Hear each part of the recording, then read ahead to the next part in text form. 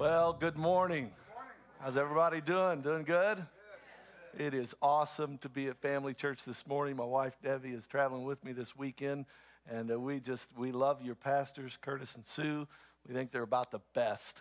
And you reminded me of a story I hadn't thought of yet, but one time I was at Heartland with my brother-in-law, and we were in the pits. And, if you've ever been to a top fuel drag race, they rebuild these engines basically between runs, and they got to fire them up, they got to tune them up, make sure they're ready for the next run. And so we're standing in the pits when they fire this engine up, and of course the sound is unbearable, and the earth shakes, and it's just the best thing ever. And I looked over at my brother-in-law, got blood running out his nostril. What a day! What a great day, right? You know you've been to the races so it's what a good day. What a good day. Awesome. I thought I might introduce you to my family. Debbie and I have 3 grown children, 2 boys and a girl, and 2 of them are married, and the third is getting married this October, so we're excited about that. And I think on the photo before you also see one of my projects. I have project cars. I never finish them. But I have them, and I pretend to work on them, and I spend money on tools I'm going to use someday to work on them, stuff like that. But there it is, and that's a Christmas photo from this year. And then between our children, we have 2 grandchildren. I discovered this weekend, I didn't know that your pastors have 14 grandchildren. 14 grandchildren! Fill the earth. I mean, they got it going on. And we have 2. But they are the most brilliant grandchildren on the face of the earth, and so what we lack in quantity, we make up for in quality. And it's just good to be with you today and to just show off my grandkids a little bit. Thanks for that privilege. All right, let me ask you this. Anybody staying busy? Yeah, see, there's one place I can count on an amen. It's when I ask that question right there. I ask that question a lot. It's kind of a casual question I use when I see somebody I haven't seen in a while. How you doing? You been busy? And you know that I've never had anybody say no? Right? I mean, I haven't. Instead, the opposite usually happens, and they start telling me everything they're overwhelmed with. And I said, no, I'm not taking a survey. It was just a question. It really didn't mean anything. But ask somebody if they're busy, and they will generally tell you how they hardly find time to breathe when they run from one obligation to the next. And it occurs to me that in a world filled with almost nothing but disagreement, I think we could probably all agree with this statement: we are busier than we've ever been.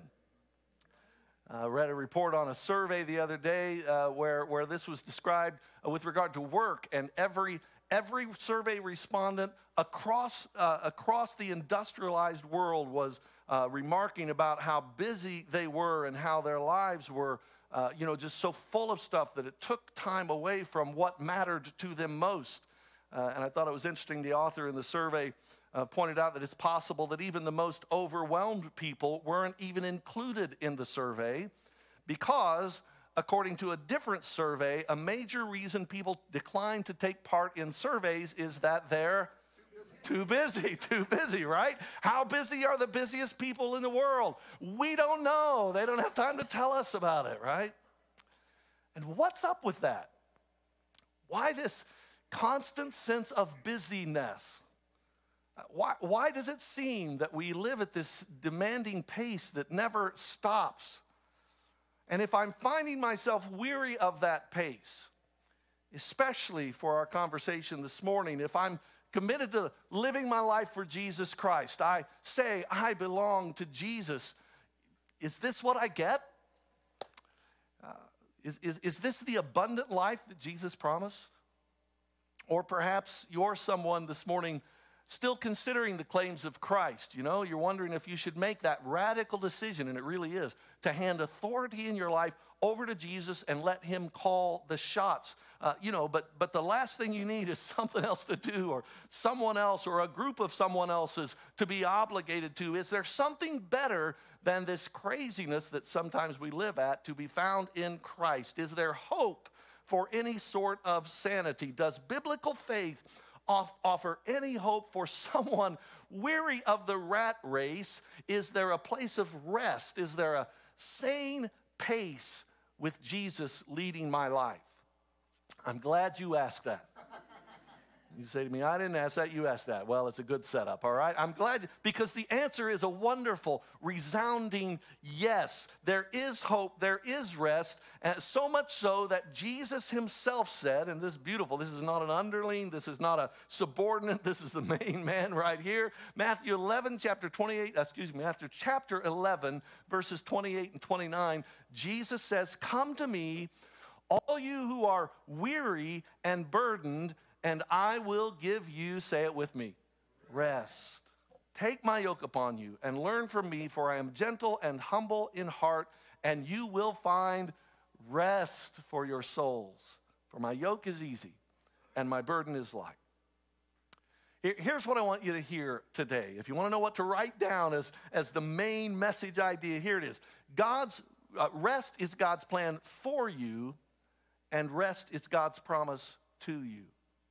Rest is God's plan for you and God's promise to you. As we launched this series you did last week on a firm foundation, talk about following the framework for transformation. You talked last week about the scriptures and are diving into the scriptures as a regular part of your life, as the starting point of it all, as the blueprint for a transformed life. So let's start there this morning with the scriptures. What do the scriptures have to say about it? And I would tell you that, first of all, the scriptures assure us that rest is part of God's plan for our lives. Rest is part of God's plan for our lives. Now, if you know me at all, you'd know that I love a firm foundation. So I'm going to set this up a little bit. Hang with me, and we'll get back to the subject of rest. But one of my favorite chapters in the Bible over the last several years has become the very first chapter, Genesis chapter 1, because I think it says so much about who God is, and I think it says so very much about why he formed us. And Genesis 1 tells me that God knows what it is to be busy. He knows how to work. And by the way, when I talk about work today, what I'm really talking about is all the stuff we do when we're not resting, all right? So make a broad definition there. That God knows how to be busy, and he knows how to rest. And that he has formed us in his image so that we might know how to do both of those things as well. You probably know how Genesis chapter 1 starts. In the beginning, God created the heavens and the earth. It goes on to talk about how the earth was formless and empty. Those are some pretty key words. Darkness over the surface of the deep. The Spirit of God hovering over the waters. And the chapter goes on from there. This opening chapter of the entirety of the scriptures, it goes on from there to describe God shaping what was formless and empty into something that had form and fullness, shaping what was formless and empty into something that had form and fullness. God speaks, let there be light, let there be day, let there be night, let the waters be separated, let the dry ground appear, let the trees bring forth fruit, let the waters teem with living creature. God takes what was formless and empty and he gives it shape and structure, and then he fills that structure with life, right? The trees begin to populate the earth, and birds begin to populate the air, and beasts begin to populate the fields. And then at the apex of it all, he forms Adam from the dust of the earth, and he says to Adam, I'm paraphrasing here, but he says to Adam, I've filled the earth with life, and now I've shaped and formed you. I've formed you like me. I've formed you in my image, and I want you now to go and do the same. I want you to fill the earth with others who, because they are like you, also happen to be like me, right? Fill the earth with people who reflect my character, who reflect my nature, who reflect my wisdom, who reflect my kindness, and you, all of you, humanity, you be in charge of the earth on my behalf. Rule over it. Subject the earth to your authority as I have subjected it to my authority. Continue the forming and filling work that I have started, and make it even more a place of beauty and wonder than it is now. Now, perhaps if you've never thought of Genesis chapter 1 that way, I invite you to go back this afternoon and read it again, especially Genesis 1, verse 28, where having formed humanity in his image, God blessed them and said to them what, right? This is the initial commandment to humanity. Be fruitful and increase in number, something apparently your pastors have taken seriously, all right? Be fruitful and increase in number, fill the earth and subdue it. Rule over it. Specifically, rule over the fish of the sea, the birds of the sky, and over every living creature that moves on the ground, which may not sound much to you, but I'll remind you that that's all there was, right? Everything that is, rule over it. Be in charge of it. That was our assignment. That was why human beings were formed, and is still, if I had time to argue for it, is still, I think, our restored assignment through Jesus Christ. That's what we were formed and filled to be doing with all the stuff in our life that isn't rest. But here's the thing for today. Having given the first humans this grandiose assignment, your job is to be me over all the earth. What does God do next? Or maybe a better way to say it is, what does Adam see God do first? Adam's formed on day 6. So he gets up on day 7, first morning of his life, going to get started with his life, says to God, so what's on the agenda today? God says, well, today we rest, right? Today we cease. Today we cease from all the work that I've been doing. What was God's 7th day becomes Adam's first day.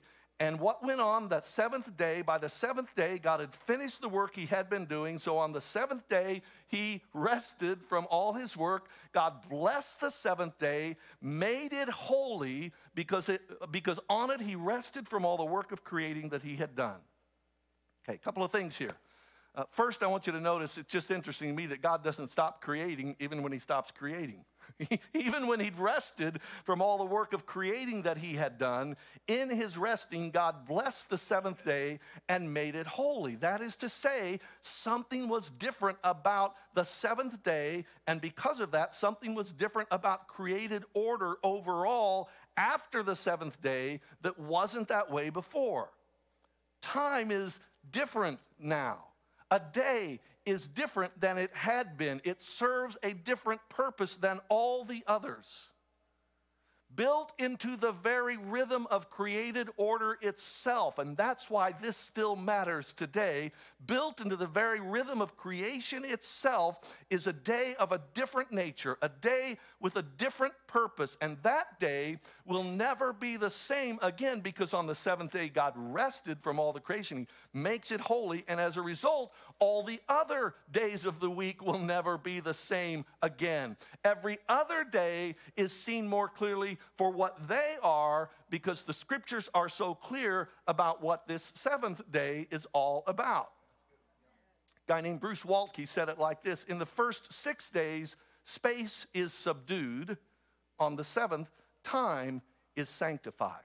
Right? Sanctified, just a good college word for made holy, right? Set apart for a special, distinct purpose. God, by his inaction, by his ceasing, sanctifies that day. He sets apart that time. He changes the nature of that day, which by default changes the nature of all the others. By virtue of the way God uses a specific block of time, all the others stand in contrast to it.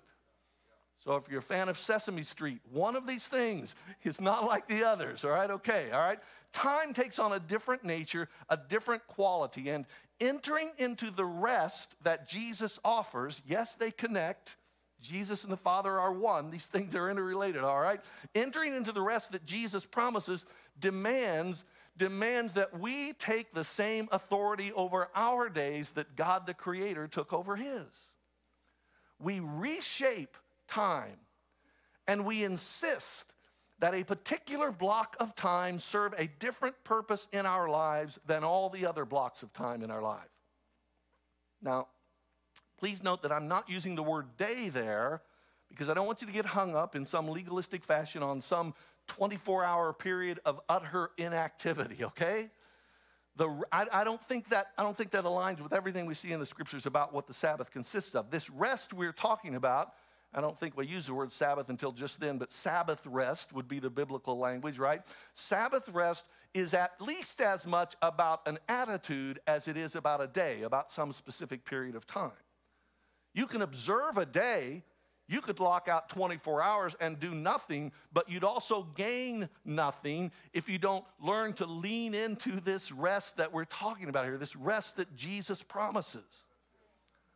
But I also have to say with that just like any other spiritual discipline, without a day, without a way, it doesn't happen, right? If you expect that you promise yourself that you're going to learn to practice the Sabbath on the fly, you're not going to get there.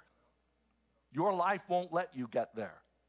When I talk about taking authority over our days, over the nature of the time we are given in the same way that God does here in Genesis 2, I suspect I can predict what some of you are already saying in your hearts. I couldn't do that, Kent. You don't know my schedule. You don't know my obligations. You don't know the demands. I don't have to because I have a word from heaven for you. I can't do that, Kent. Yes, you can. Yes, you can. You are formed in the image of a God who reshaped chaos into order and fruitfulness. A God who said, I'm making this day different and did so, and you can do the same. There is enough time in every day to do the will of God for that day. There is enough time in every day to do the will of God for that day. So there's this shift in the purpose of time. There's this shift imposed on time because God said these moments are going to be different. These moments I'm using for another purpose. We have the same authority he did for determining how we use our time. God declares what time will be, and we can do the same. The second thing about what's going on here. We said a minute ago that God's seventh day was Adam's first. God works 6 days and rests on the seventh.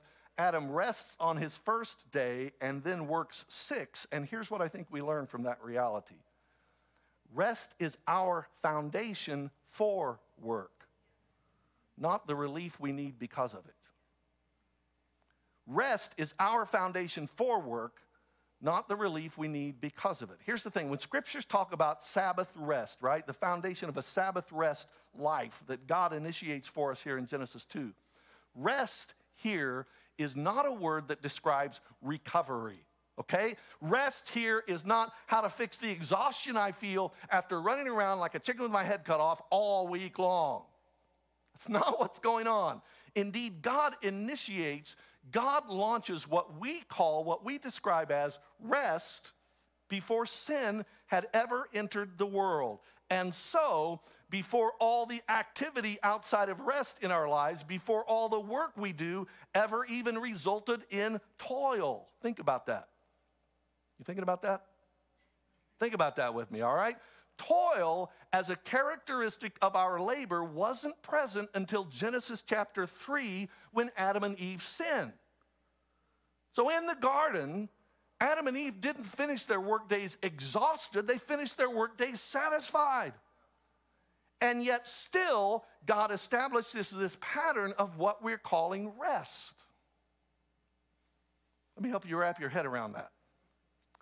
This word Sabbath, Shabbat, really has to do not with resting as we typically think of it, but simply with ceasing, with pausing, with stopping with intentionality to reflect on and enjoy what's been accomplished. That's true whether we're exhausted or not, right? It is a celebration of what's been completed. That's what God does in Genesis chapter 2, verses 2 and 3. I wish I had more time to develop this, but I just observed that God didn't finish everything he planned to do before he stopped to celebrate what he'd done. God didn't finish everything that was on his heart to get done, or as we might say, that he needed to do before he stopped to celebrate what he'd done. When God forms the heavens and the earth, and humanity is a part of it, what he does is to commission Adam and Eve to continue the work he started, this work of forming and filling the world with life. He commissions Adam and Eve to continue that work in partnership with him. The garden in which Adam and Eve are placed requires not just care, but cultivation. That is, it needs to be Adam and Eve are commanded to more fully develop it into everything it can be. The garden needs to be worked in ways that lead to its potential being fully realized. And the work that development requires needs to be duplicated and expanded into generation after generation of image bearers until ultimately the whole earth is filled with the glory of God, until the whole earth is filled with image bearers who display His glory. That was the partnership with God that we human beings were formed for to begin with. But God doesn't wait until all of that is done to stop and rest. No, He pauses. Before humanity's even begun to engage its work, He pauses to rest. He pauses to steep a bit in what He's already done. Right? As He works through creation every day, He says, that's good, that's good, that's good. He creates man. He says, that's really good. That's awesome what I did right there. But then He takes a whole day, right, to celebrate that, to give this assessment of His own work that it is good and worth celebrating. And in doing so, everybody still with me? All right, if you're still with me, say, I'm still with you. All right, good. Thank you. I wasn't sure there for a minute. I wasn't sure. And in doing so, what he'd done so far, what God had done so far, became the foundation that Adam rested in for what Adam was going to accomplish with God next. What God had already done became the starting point for what Adam would do the next day, tomorrow. And so it remains today. What He has already done becomes the foundation, becomes the starting point for anything of value any of us will do tomorrow. We think rest is necessary because we've been depleted by our labor. God says rest is where we start our labor. Because it's in the practice of Sabbath rest that we discover and discover again and again and again the work that God has already done, the necessary work that has to be done before any of us can do anything of real and lasting value. Sabbath rest is where we start our labor because it's there we discover that what we could never do for ourselves, God has already done for us. Learning Sabbath rest births ways of looking at life that says, that says I am enough, not because of how much I do, not because how busy I keep myself, not because I got everything on my checklist marked off. Look at that, the to-do list is finished, which I have never experienced in my life, right? Not because of that. No, the Sabbath rest births ways of recognizing that I'm enough because of what Jesus has already done for me. Right? I am enough because of what Jesus did for me, which I could never do for myself. I'm enough because Jesus gives me every breath I breathe, and He supplies my deepest needs, and He's forgiven every sin, and He's cleansed me from every act of unrighteousness, and He has poured into me the person of the Holy Spirit and equipped me supernaturally for partnership with Him. I am enough because my future is secure in Him. And so today, this week, I start my day, I live my life, I engage my schedule and my to-do list and my obligations and my opportunities, not from a foundation of lack or limit or uncertainty or weariness, but from a foundation of utter and absolute fullness in Him. That's what Sabbath rest does. Biblical rest becomes the foundation for our work, not the relief we need because of it. Now, this is something to be learned. You won't accomplish this. You won't get there overnight. But what did we read in Jesus' promise of rest? Take my yoke upon you and what? Learn from me. Learn from me and you will find rest for your souls. So I think there's a learning curve involved. Well, let me real quickly give you four things that embracing Sabbath rest, learning to practice Sabbath rest will accomplish. First, Sabbath rest reminds us of our dependence upon God.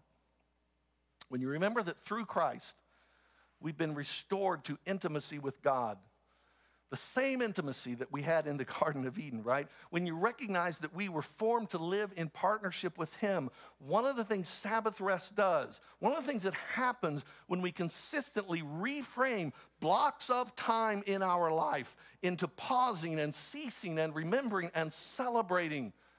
And sometimes perhaps we do so only because he said we are to do so, right? We've still got 15,000 things we need to do. We've still got obligations. We know what we think we ought to be doing and feel obligated to do. But one of the things we're reminded when we learn to step into Sabbath rest is that we belong to him. And that we are ultimately, utterly dependent upon him. And that we are wonderfully precious to him. That we are his people, the sheep of his pasture, the psalmist says. That apart from him, our lives will never amount to anything anyway. So why do we brashly rush ahead into our days without these moments of rest? But in partnership with him, our lives count forever. Forever. If we don't stop to embrace Sabbath rest, to reflect and remember and celebrate, we forget that we are his. Reminds us of our dependence upon God. Sabbath rest gives opportunity to celebrate our deliverance and our deliverer. Now, interestingly, I don't know that this was a part of, in fact, it wasn't a part of Adam and Eve's experience of Sabbath rest because they didn't need to be delivered from anything yet, right? I mean, there wasn't any need for grace or forgiveness or sacrifice or propitiation before sin entered our experience. But as God initiates Sabbath rest in Genesis 2, but as he delivers the Hebrew people from Egyptian slavery, right under Moses' leadership, the Exodus, all of that, he invites them into covenant relationship with him at Mount Sinai.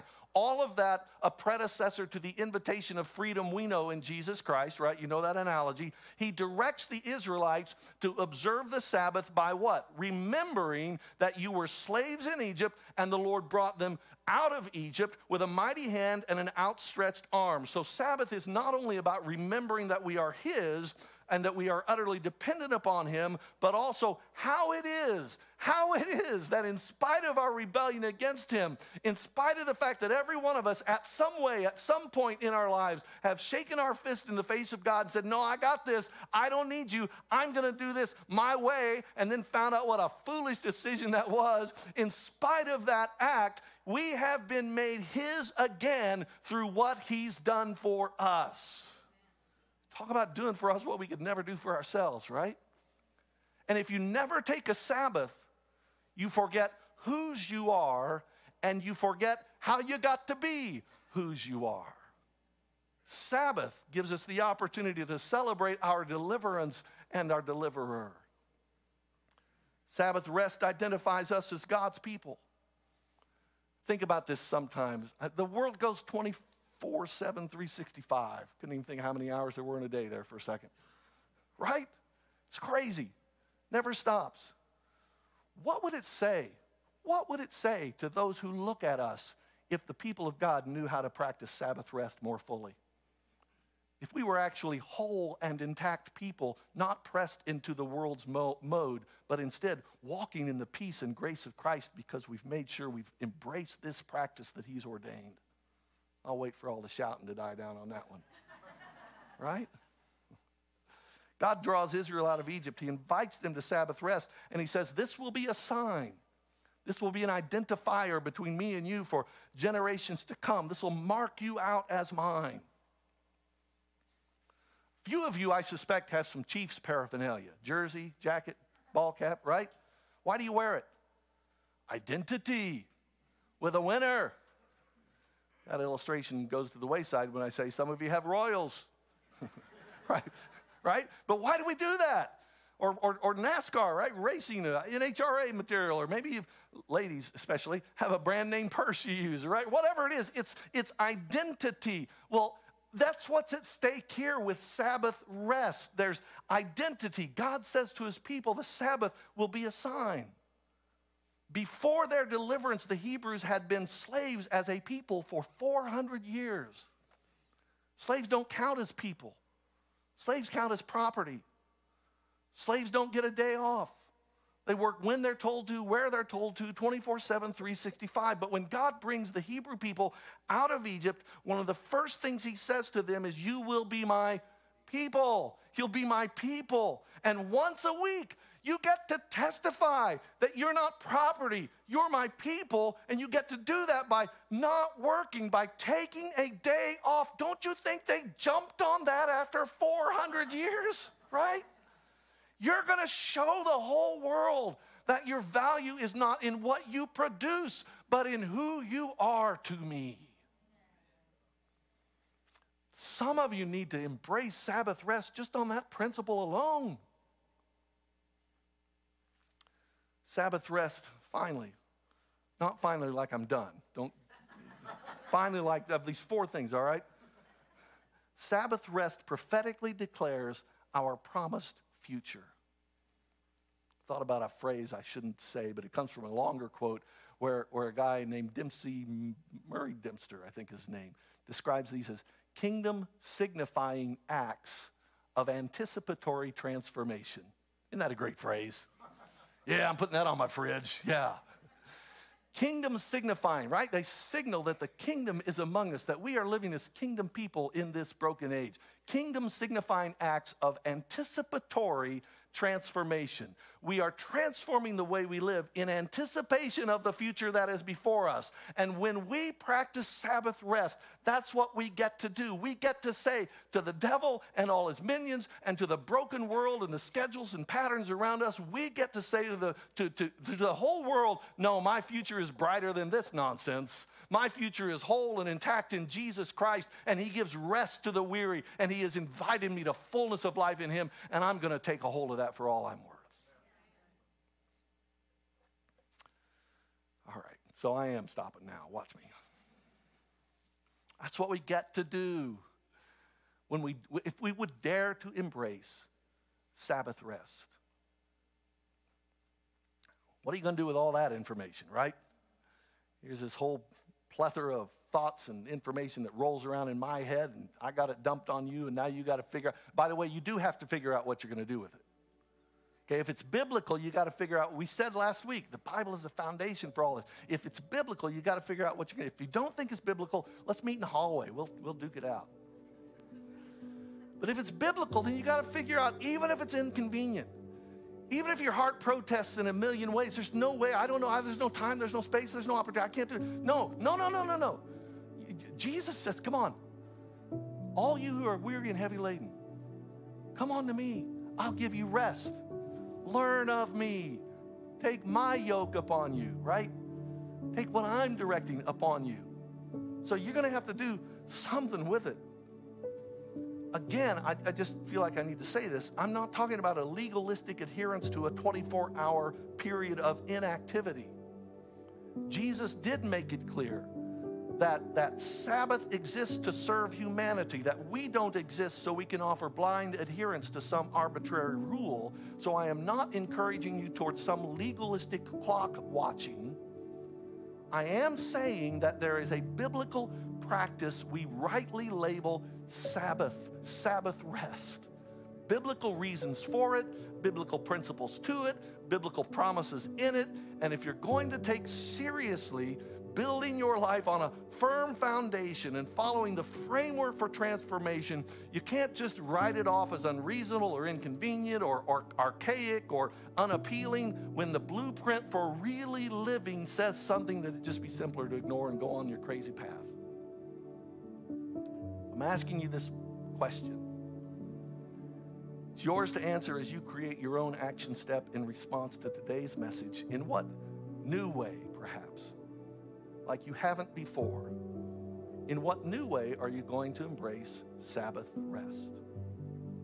That's a question for you if you've been following Jesus for years and years and years, and all of this is familiar territory to you. What are you going to do still about this principle of Sabbath rest? Is there another step to take? Is there another action to embrace? Is there another change to make? We sang a few minutes ago about Jesus being the gardener who prunes our lives, and we all meant it when we lifted our hands and say, oh, Jesus, prune me, prune me. Well, he might be speaking to your heart right now. Don't say, oh, wait a minute, not that, not that. In what way does Jesus need to reshape your life so that you can enjoy the sweet rest he invites us to. I spoke earlier about those who maybe haven't made a decision to turn the authority in their life over to Jesus Christ. But if you're here today, I want you to know that the invitation of Jesus is sweet. And all the craziness that has marked your life, he wants to make it whole and complete. I want to be careful. I don't mean easy. I don't mean take up your cross and follow me is not necessarily an easy challenge. So I don't mean somebody's going to hand you life on a silver platter and all you got to do is eat chocolate bonbons all day.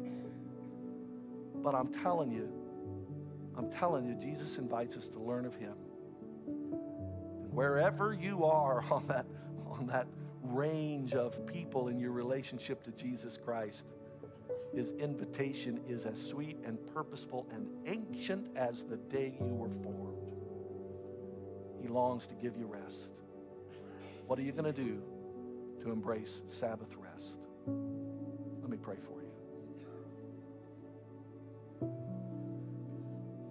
Jesus, we don't want to be shaped into the world's mold. Some of us, I'm convinced, are weary of the ridiculous rat race we're running just because that's how we've let life shape us. But you showed us, you put on display how to take authority over our schedules, over our time. We're formed in your image. We have that same privilege. We may not accomplish that overnight, but we have that capability. So I'm praying that across this auditorium today, people are saying yes to this call to Sabbath rest as part of building a life on a firm foundation. As part of knitting ourselves into that framework of wholeness that you invite us to through Jesus Christ. Thank you, Lord, that we are complete in you and that any work we do only builds on what you've already accomplished. And that's the beauty of your invitation. You've done for us all that needs to be done to make us whole and complete, and we get to launch from there. So I'm praying that across this auditorium, people are saying again, Jesus, I'm yours. Jesus, I'm going to figure out how to take hold of this. Jesus, in this fashion, in this way, I'm going to clean up this part of my life and learn of you. And learn of you. And I'm so grateful, God, that 6 months from now, a year from now, 5 years from now, we're going to be more whole than we are today because we've learned to enjoy Sabbath rest. I pray it to the glory of your name and the advance of your purpose in us and in the earth. Amen. Amen. Thanks, Kent. Great word. Great word.